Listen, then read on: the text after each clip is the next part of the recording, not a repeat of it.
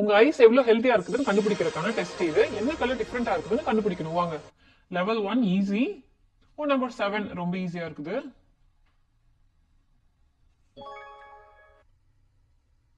Medium level, இதுவும் பார்க்கிறதுக்கு ஈஸியா இருக்குது. நம்பர் 2.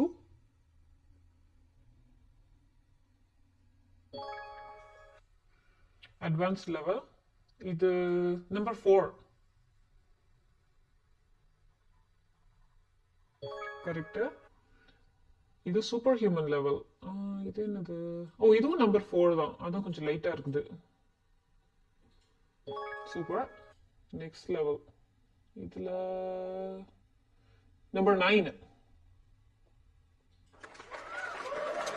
சூப்பர். இதுல என்ன, எல்லாமே ஒரே மாதிரி இருக்குது.